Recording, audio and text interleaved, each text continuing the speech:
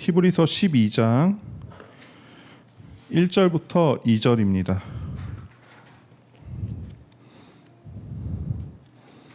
히브리서 12장 1절부터 2절의 말씀입니다.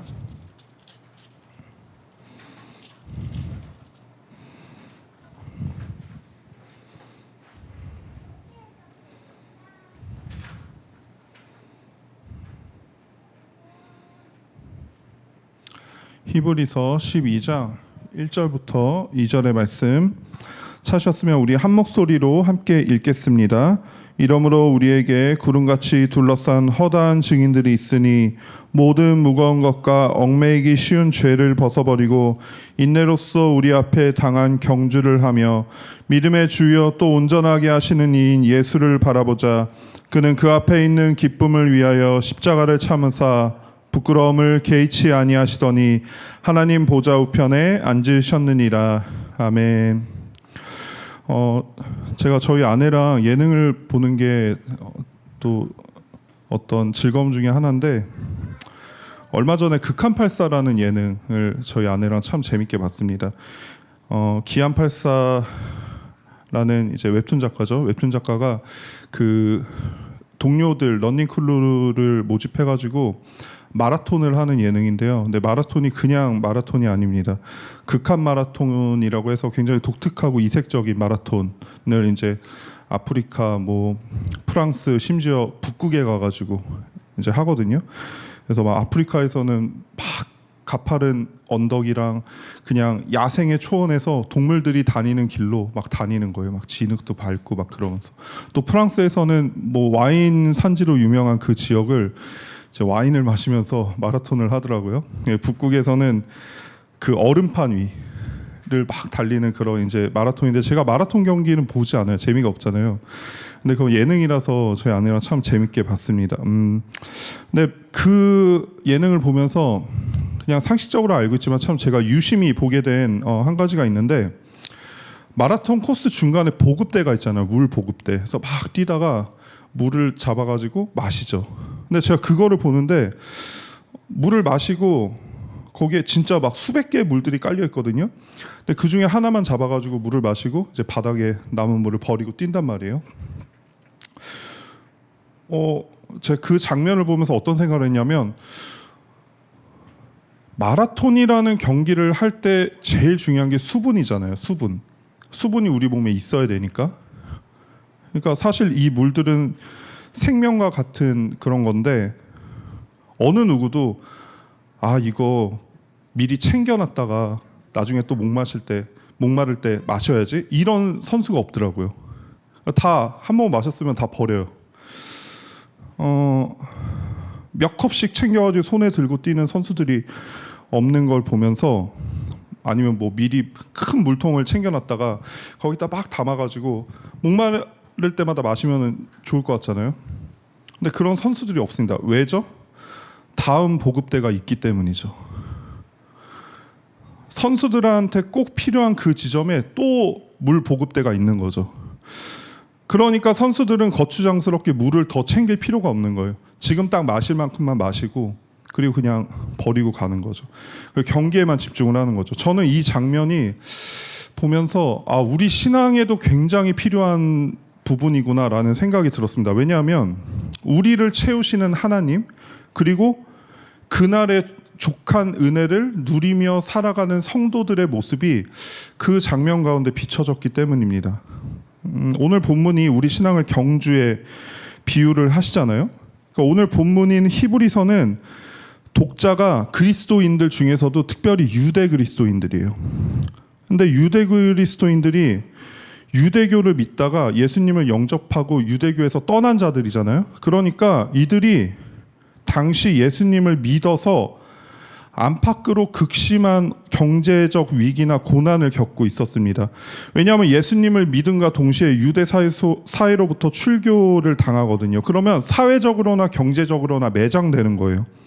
박해를 받고 재산도 뺏기고 감옥에도 가면서 굉장히 지쳐있는 상태였어요. 그래서 그들은 다시 유대교로 돌아가고 싶은 그런 유혹을 받고 있던 그런 상태였습니다. 물론 우리에게도 히브리서의 유대 그리스도인들과는 비교할 수 없지만 이런 시간들이 오고는 합니다. 기꺼이 모든 걸 내려놓고 예수님만 바라보면서 갈 수 있다고 생각했지만 막상 가보니까 너무 힘든 거죠. 그러니까 신앙도 좋은데 세상 것들도 다 챙기면서 가야 할 것만 같고, 그래야 하나님께 영광 돌릴 수 있을 것 같고, 내가 잘 살아야 뭔가를 누려야 사람들도 내 모습을 보면서 예수님을 믿을 것 같고 그분께 영광이 될 것 같단 말이에요. 그런데 그런 우리에게, 우리가 읽지 않았지만 히브리서는 1장부터 10장까지 단 하나 말씀하시는데요. 예수 그리스도의 위대하심. 그리고 11장에 믿음으로 살았던 선진들한테 소개를 하면서, 그러면서 히브리서의 결론이 오늘의 본문입니다. 1절, 이러므로 우리에게 구름같이 둘러싼 허다한 증인들이 있으니 모든 무거운 것과 얽매이기 쉬운 죄를 벗어버리고 인내로서 우리 앞에 당한 경주를 하며, 계속해서 2절에 믿음의 주여 또 온전하게 하시는 이인 예수를 바라보자. 그는 그 앞에 있는 기쁨을 위하여 십자가를 참으사 부끄러움을 개의치 아니하시더니 하나님 보좌 우편에 앉으셨느니라. 먼저 우리의 경주를 지켜보는 구름같이 허다한 그런 증인들이 있다라고 말씀을 하십니다. 그러니까 우리가 허다한 증인들이라고 하면은 경주니까, 증인이고 경주니까 관중을 생각하기 되게 쉽잖아요. 그런데 이 증인들을 뜻하는 헬라어 마르티론이요, 목격자로서, 어떤 관람자로서 그 증인들을 말하는 게 아니라요, 그 순교자들 뜻한 마터스라는 영어 단어가 있잖아요. 그거의 어원이에요. 그러니까 뭐냐면은 자신의 목숨을 바쳐 진리를 증언하는 자가 마르티온이에요. 그러니까 인생에 여러 어려움이 있음에도 불구하고 예수의 길을 포기하지 않는 허다한 자들이 있으니 그들은 이미 믿음의 전선에 나아가서 싸워서 끝까지 완주한 자들인 거죠. 하나님의 약속은 신실하시고 예수 그리스도만이 이 세상 유일한 가치임을 증명해낸 허다한 무리들이 있다라고 말씀을 하시는 거예요. 그러니까 우리가 그리스도인으로서 세상을 살아가다 보면 부조리함이 참 많이 보이잖아요. 정직하게 살지 않아도 잘 되는 사람들이 있고요. 말씀보다 자기 욕심을 따라 살아도 아무 일 없어 보이는 사람들이 참 많습니다. 하나님 없이도 행복해 보이는 사람들이 우리 눈앞에 가득합니다. 그런데 이상하게도 하나님께 순종하는 길에는, 그러니까 우리가 예수 그리스도를 따라가는 이 길에는 박수가 많지 않고 인정이 많지 않고 오히려 손해를 감수해야 될 때도 많고 이해하지 못할 때가 있고 혼자 남은 것 같이 외로움을 겪어야 되는 그 시간을 지나기도 한다는 거죠. 아니, 그들의 세상의 잘됨이야 그렇다 치더라도 그들이 잘 됐으면, 예수님 믿는 사람들은 그들의 잘됨보다 더 잘 돼야, 그래야 그게 복인데, 세상의 유명인 중에 만약에 우리가 그리스도인이 있다라고 하면 연예인들 중에, 그러면 굉장히 우리가 반갑잖아요. 그리고 막 세상에 모든 사람이 부러워하는 부자들 중에 알고 보니까 크리스찬이래 이러면 되게 우리가 반갑더라고요. 그리고 그게 그렇게 위로가 되는데, 제가 이 마음을 가만히 살펴보니까 왜 위로가 되고 왜 그렇게 반가울까? 그냥 이 정말 험난하고 좁고 누구도 가지 않으려는 그 길을, 가는 나의 지체가 있구나, 내 공동체가 있구나, 그리스도인이 있구나 라서 반가운 게 아니라, 사실은 그 마음에 그렇지, 예수 믿으면 저렇게 유명해질 수 있지, 예수님 믿고서 저렇게 부자 될 수 있지 라는 원함과 그런 내 마음들이 사실 거기에 투영돼 있었더라고요. 이 막연하고 인내로 경주를 마쳐야 되는 그 상황 가운데서 나도 예수님 믿어서 예수님만 바라보고 가다 보면 언젠가 저렇게 높이시겠지, 언젠가 저렇게 주시겠지, 언젠가 저렇게 허락하시겠지 라는 소망 때문에 반갑고 위로가 되는 경우가 참 많습니다. 반대로 예수님을 믿어서 험난한 삶을 사는 자들을 보면 우리가 어때요? 두렵잖아요. 부담스럽고 저렇게까지 해야 되나 계산하기 시작하죠. 왜요? 예수님을 믿어서 잘 되면 우리에게 너무 반가운 소식이지만, 예수님을 믿었음에도 불구하고 평생을 저렇게 이름 없는 선교사로 살아야 되고 헌신하고 수고하고 내 삶을 내려놓고 살아야 된다 하면 그게 우리가 반갑지가 않은 거예요. 그러니까 사실은 우리가 바라는 위로는 이제 앞으로 잘 될 거야, 회복이 될 거야, 너네가 원하는 만큼 하나님이 채워주실 거야 라는 위로를 바라는 경우가 참 많죠. 그런데 히브리서는 그렇게 위로를 하지 않습니다. 그 방식이 좀 다릅니다. 히브리서는 이 쉽지 않은 작금의 현실을 살아가는 성도들을 향해서 뭐라고 말씀하시냐면요, 바라봐라 이렇게 말씀하시는 거예요. 누굴 보냐면요, 너희보다 먼저 이 길을 간 믿음의 선진들을 바라봐라. 그 허다한 무리들을 바라봐라. 그들도 외롭고 그들도 위로받지 못했고 때로는 하나님을 향한 원망이 있었지만 그럼에도 불구하고 그들은 인생에서 실패한 것처럼 보였지만 가장 성공적인 길을 완주했다. 끝까지 달렸고 결국 하나님께서 그들의 믿음을 옳다 인정해 주셨다. 그러므로 지금 내가 걷는 이 길이 참 낯선 길이 아니라는 겁니다. 아무도 가지 않은 길인 것 같은데 이미 허다한 무리들이 그 길을 갔어요. 내가 처음 걷는 길 같은데 이미 수많은 믿음의 사람들이 눈물로 걸었던 길이라는 거죠. 그리고 순종으로 걸었던 길이고 기쁨으로 예수 그리스도만 붙들고 걸었던 그 길이라는 겁니다. 그래서 히브리서의 위로는 네가 외롭지 않을 거야, 네가 가난하지 않을 거야가 아니라 때로는 외롭고 가난한 길이지만 결코 틀리지 않다.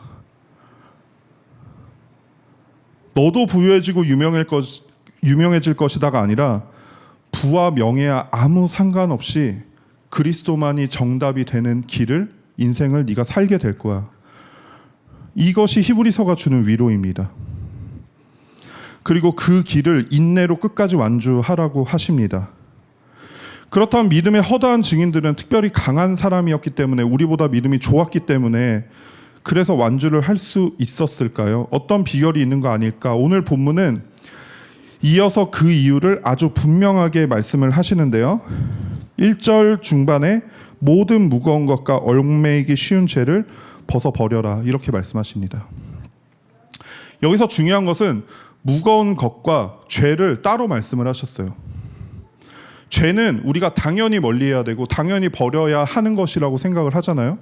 그런데 히브리서 기자는 죄만 말한 게 아니라 우리의 발걸음을 붙잡고 무겁게 만드는 것들도 벗어버려야 된다, 이렇게 말씀을 하시는 거예요. 모든 무거운 것으로 해석된 헬라어 온콘이요, 고대 그리스에서 운동선수가 달리기 전에 몸에 있는 거추장스러운 옷들이나 장신구들을 제거하는 그런 것들을 뜻하거든요. 그러니까 운동선수에게 있어서 이 시합 자체를 방해하는 아주 작은 요소까지도 온콘에 속해요. 우리 신앙에 있어서 하나님이 금하신 죄는 아닌데 그 자체로는 나쁜 것이 아니어도 우리의 이 신앙의 경주에 방해가 되는 것들이 있잖아요. 일단은 재물이 있겠죠. 재물 자체가 죄는 아니거든요. 그런데 이 재물을 너무 탐하다 보면 우리의 신앙에 굉장히 큰 브레이크가 잡히기도 합니다.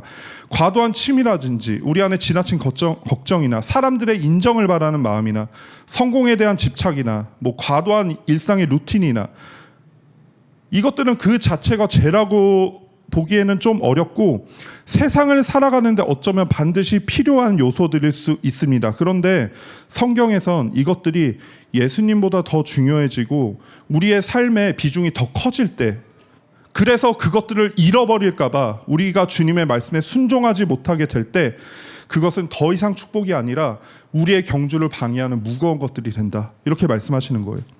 또한 이어서 얽매이기 쉬운 죄를 벗어버리라고 하십니다. 여기서 얽매이기 쉬운의 원어 유페리스타토는요, 합성어입니다. 그래서 전체 성경에서 여기에만 사용되는 합성어인데 주변을 긴밀하게 에워싸서 발을 걸어 넘어뜨리는 모습을 시각화한 겁니다. 그러니까 마치 달리는 선수의 발에 긴 천이 감겨 있는 거예요. 그래서 움직이면 움직일수록 그 긴 천이 걸리적거리기 시작하다가 결국 그 천에 걸려서 넘어지게 된다는 거죠. 그러니까 죄는 우리 발밑에 치렁치렁하게 엉겨붙어서 우리를 넘어뜨리려고 기회를 노리고 있는 존재다, 이렇게 말씀하시는 거예요. 처음부터 죄로 인해 쓰러지지 않을 수 있습니다.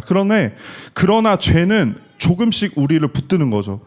조금씩 타협하게 만들고 조금씩 무감각하게 만들고 조금씩 예수 그리스도보다 다른 것에 더 집중하게 만드는, 그러다가 어느 순간에 한 발자국도 더 이상 가지 못하게 만드는, 그것이 죄라는 거예요. 우리가 인간적인 입장에서 도덕적 윤리적 의미로 죄를 다루는 것이 아니라 결국엔 예수 그리스도를 바라보지 못하게 만드는 그 모든 것들이 죄라는 겁니다. 그런데 이 말씀을 지금 히브리서가 불신자들에게 하시는 말씀이 아니에요. 믿는 자들에게 하시거든요. 예수님을 믿고 있는 사람들에게 하시는 말씀입니다. 히브리서 전체를 읽어보면 반복해서 등장하는 죄가 있는데요. 그리고 경계해야 된다, 너희가 이러면 안 된다, 그러면 안 된다. 그 죄가 뭐냐면요, 예수님을 저버리고 다시 과거로 돌아가는 것입니다. 박해가 두려워서 다시 옛 삶으로 돌아가는 거고요. 그날에 내가 누렸던 내 정욕과 내 원함이 너무 그리워서 예수님보다 그 삶으로 돌아가려고 하는 거예요. 고난 때문에 믿음을 뒤로 미루고 예수님으로는 부족할 것 같아서 세상의 장치를 붙잡는 것, 이 죄의 심각성을 말씀하고 계십니다. 예수님을 믿는 우리들이 이 땅에서 단 한 번뿐인 경주를 지금 하고 있는 거잖아요. 근데 사단이 우리를 할 수만 있다면 얽매여서 넘어지게 하려고 할 텐데 그 방법이 뭘까? 굉장히 간단합니다. 이 경주를 하는 동안 자꾸 좋아 보이는 것들을 다 챙기라고 부추기는 거죠. 그것들이 없으면 네가 그토록 귀하게 여기는 이 경기를 끝까지 완주할 수 없을 거야. 이렇게 저희를 속이는 겁니다. 근데 뭐예요? 다른 것 때문이 아니라 네가 가고 있는 그 예수의 길, 이 경주를 완주하려면 그것들을 다 챙겨야 돼. 근데 여러분, 마라톤 선수들이 경주를 할 때 여러 가지를 챙기지 않죠. 심지어 그들의 생명과도 같은 물도요, 막 이렇게 큰 통에다 담아서 챙기지 않습니다. 중간중간에 아까 말씀드렸듯이 보급대에서 필요한 만큼만 마시죠. 그런데 그들이 42.19km라는 굉장히 긴 거리를 가야 되기 때문에 이것저것 챙긴다고 한번 생각해 보세요. 그러니까 가다 배고플 수 있으니까 도시락도 챙기고, 뭐 아까 말씀드린 물통 커다란 것도 챙겨가지고 언제든 마실 수 있게 그것도 챙기고, 혹시 모르니까 갈아 신을 신발도 챙기고, 그리고 가다가 심심할 수도 있잖아요. 뭐 책도 챙기고 패드도 챙기고, 그리고 밤이 되면 추울 수도 있으니까 두꺼운 옷도 챙기고. 만약에 이렇다고 한번 생각을 해보세요. 그러면 얼마나 미련합니까? 그죠? 너무 미련한 거죠. 그것들이 나쁜 물건일까요? 전혀 아닙니다. 그들의 논리가 틀렸습니까? 맞습니다. 가다 추울 수 있잖아요. 심심할 수도 있잖아요. 뭐 이것저것이 막 뭐가 먹고 싶을 수도 있잖아요. 근데 뭐가 틀리죠? 경주하는 자의 목적과 자세가 다른 거죠. 이게 틀린 거죠. 맞지 않는 거죠. 아무리 좋은 물건이라도, 아무리 우리한테 필요한 어떠한 요소라도 경주에 있어서 경주자의 어깨에 그것들이 메어지는 순간 그것은 발목을 잡는 거대한 무덤이 된다는 것입니다. 마찬가지죠. 사단이 우리에게 계속해서 종용하는 거예요. 야, 너 아무리 예수님 믿는 것도 좋지만 이거 없이 가는 인생 진짜 괜찮겠어? 이것도 챙기고 저것도 챙겨야지. 돈도 챙기고 명예도 챙기고 권력도 챙기고 관계도 챙기고 네 인생의 성공도 챙겨야, 네 자존심도 지켜야, 그래야 네 인생 안 망할걸? 이렇게 종용하는 거예요. 아니, 일단 네가 걸어가는 그 예수 그리스도의 길이라는 그것 자체가 우습게 보이지는 말아야 될 거 아니야. 그러니까 이 모든 것들을 다 챙겨야 되지 않겠니? 보급대의 이야기로 말하면, 야, 지금 당장 한 모금 마시면 괜찮을 것 같아? 너 가다가 보급대 없으면 어떻게 하려고? 그 보급대에 물이 진짜 충분히 있다라고 네가 확신할 수 있어? 네가 봤어? 이러는 거죠. 너 그래서 목마르면 어떻게, 이 경기 망치는 거야. 네가 그렇게 귀하게 여기는 그 길 완주하려면 빨리 물 더 챙기고, 두 손에 가득씩 챙기고, 주머니에 다 넣고, 혹시 모를 비상 상황에 대비해야지. 얼마나 맞는 말입니까? 논리로만 따지면. 사람들의 논리와 죄의 유혹이 너무나 그럴싸해 보입니다. 일단 예수님을 따라가는 건 나중 일이고, 당장 내 앞에 좋아 보이는 것들, 필요한 보이는 것들을 다 챙겨야 할 것처럼 보이는 거죠. 그런데 그때 성경은 그 모든 유혹을 다 뿌리치고 가장 중요한 거 하나만 바라봐야 된다, 이렇게 말씀하시는 거예요. 그러니까 경주자가 그 수많은 물들을 뒤로 하고 자신이 마실 물만 한 모금 마시고 바로 땅바닥에 그 모든 것들 다 팽겨쳐 버리고 나아갈 수 있는 이유가 뭐예요? 반드시 필요한 그때 거기 내가 필요한 게 있을 거거든요.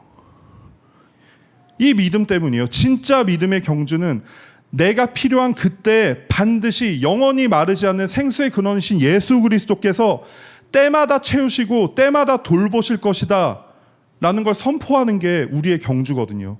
내 불안, 내 염려, 내 욕망, 모든 유혹 무리치고 인내로서 달려가는 거, 끝까지 가보는 거죠. 그게 뭐예요? 바로 2절에 믿음의 주여 또 온전하게 하시는 이인 예수를 바라보자. 이게 우리가 이 경주를 완주할 수 있는 유일한 비결이라는 거예요. 그리고 우리에게 하시는 그 험난한 경주를 하는 우리에게 하시는 성경의 유일한 위로십니다. 예수를 바라봐. 여기서 바라보자라고 할 때 헬라어 아포론테스는요, 일회성으로 쳐다보는 행위를 바라는 게 아니라요, 이게 모모로부터와 바라보다의 합성이거든요. 그러면 모모로부터라는 거는 우리의 시선이 어딘가에 꽂혀 있다는 거예요. 거기로부터 돌이켜서 어떤 것을 계속해서 바라보라라는 뜻이에요. 내 시선이 가 있고 내 마음이 가 있고 내 생각이 가 있는 어딘가로부터 시선을 돌려서, 완전히 돌려서 한 가지만을 계속해서 초점을 맞춰라. 무거운 짐, 얽매여 넘어지게 만드는 죄들에 집중되어 있는 우리의 시선을 돌리라고 말씀을 하시는 거예요. 돈을 바라보는 자는 돈을 놓지 못하죠. 사람의 인정을 바라보는 자들은요, 사람들의 시선에서 결코 자유로울 수 없어요. 성공을 바라보면 세상의 기준에 집착하게 됩니다. 왜? 그들의 인정이 있어야 우리의 성공이 유효한 거잖아요. 내 정욕과 쾌락을 바라보면요, 그걸 이루지 못한 내 인생이 얼마나 비참한지 몰라요. 저 가져야 되는데, 저거 이루어야 되는데, 그 모든 욕망 다 누리며 살아가고 있어도 우리가 어때요? 언젠가 또 이거 빼앗길까 봐 두려운 거죠. 그러니 그 모든 것들로부터의 시선을 돌려서 하나만 바라보면 된다. 그게 바로 우리 주 예수 그리스도다. 이렇게 강력하게 외치고 계십니다. 그런데 이 예수님이 어떤 분이시래요? 믿음의 주요 또 온전하게 하시는 이다 라고 말씀하십니다. 믿음의 주의 주는 아르에곤으로 시작, 우두머리, 이걸 뜻하고요. 또 온전하게 하시는 이것은 헬라어 텔레이오텐으로요, 끝, 목표, 완성, 이걸 뜻합니다. 그러니까 믿음의 주여 또 온전하게 하시는 이라는 뜻은요, 창시자, 개척자, 선발주자 이시자, 결승점의 완성자, 완료자이시다. 이렇게 말씀하시는 거예요. 이게 뭐예요? 우리 예수님은 아르에곤 시작자이실 뿐만 아니라 텔레이오텐 완성자시다. 알파와 오메가시다. 우리 믿음의 처음과 끝이시다. 우리 믿음의 길을, 이 경주를 처음 개척하신 분이자 끝까지 붙들어 완성하시는 분이시다. 그분이 우리가 바라보는 딱 한 분, 예수 그리스도시다. 우리의 목적이 진짜 경주를 완주하는 데 있다면 다른 얽매이는 것들, 무거운 것들 바라볼 게 아니라 이 경주의 시작자이자 완성자이신 예수를 바라봐야 된다. 그분이 우리를 붙들어 마침내 완주 지점까지 끌고 가신다는 약속입니다. 또한 그분은 단순히 말로만 다그치시는 감독이 아닙니다. 친히 우리보다 앞서서 이 경주를 뛰셨던 분입니다. 그래서 2절 후반부의 말씀처럼 예수님은 그 앞에 있는 기쁨을 위하여 십자가를 참으사 부끄러움을 개의치 아니하시더니 하나님 보좌 우편에 앉으셨느니라, 이렇게 말씀하시잖아요. 예수님 역시 이 땅을 걸으실 때마다 세상의 조롱과 멸시, 십자가라는 극심한 고통과 외로움을 지나셨고, 사단도 그 순간순간마다 세상의 영광을 택해야 돼, 더 쉬운 길을 택해라, 모든 걸 챙길 수 있고 모든 영광을 챙길 수 있는 그 길을 택해라, 이렇게 예수님이 유혹했단 말이에요. 하지만 오직 구원의 완성이라는 그 기쁨만 바라보면서 예수 그리스도께서 십자가를 통과하셨고 마침내 승리하셨습니다. 사랑하는 더벅 여러분, 우리도 인생이라는 마라톤 달리다 보면 자꾸만 사단의 음성이 들리지 않습니까? 불안하지 않아? 남들도 그렇게 많이 챙기는데 왜 너만 다 버려두고 가려고 하냐? 왜 그렇게 미련하게 예수만 바라보고 있냐? 그러다 중간에 목말라 쓰러지면 어떡해? 이런 음성이 들리는 것 같습니다. 누가 책임질 건데, 네 인생. 그 감미롭고 그럴싸한 유혹 앞에서 오늘 우리 주님이 이렇게 말씀하십니다. 아니야, 들고 갈 필요 없어. 내려놓고 가야 그 다음에 내가 주려고 예비한 물을 잡지. 네 손이 무언가를 잡을 수 있어야, 비어 있어야 내가 준비한 은혜를 잡을 수 있지. 나를 믿어. 반드시 가장 완벽한 시간에 널 위해 기다리고 있을게. 달려오는 너를 때마다 가장 완벽하게 준비하고 기다리고 있을게. 이렇게 말씀하시는 거예요. 누군가는 세상 물정 모르는 철없는 소리라고 말할 수도 있습니다. 하지만 예수님을 통하지 않고는 세상의 눈으로 봤을 때 이미 완벽한 에덴 동산 같이 포장된 그 세상이 사실은 심판을 목전에 둔 소돔과 고모라인지를 아무도 알 수 없습니다. 세상 물정은 세상을 지으신 주님을 알 때 비로소 정확하게 완전하게 알 수 있는 것입니다. 솔직히 저도 수많은 염려와 두려움, 완전히 자유로울 수 없음을 고백합니다. 제게 있는 여러 기도 제목들을 놓고 기도할 때면 너무 답답해서 또 안타까워서 눈물만 흐를 때가 참 많습니다. 우리 지체들과 나에게 없는 것들, 그리고 반드시 이것들은 있어야 하는데 어떡하죠? 이런 생각만 하면 참 안타깝습니다. 그런데 제가 어느 순간 이 마음이 정확히 이 마음이겠구나 라는 생각이 들었습니다. 그게 뭐냐면요, 나는 복음만으로 충분하지 않다고 생각하는구나. 복음도 중요한데 다른 게 더 있어야 된다고 생각하는구나. 말로는 복음만으로 충분하다고 고백을 하지만 정작 혹시라도 주님이 채워주지 않으시면 어쩌나 안전부절 못하는 저희 부끄러운 민낯을 마주하게 되었습니다. 우리의 아픔을 보면서, 우리의 결핍을 보면서 긍휼을 넘어 제 마음이 낙심했던 이유는 예수님보다 당장 쥐어지지 않는 세상의 조건들에 제 마음과 생각을 빼앗겼기 때문이었습니다.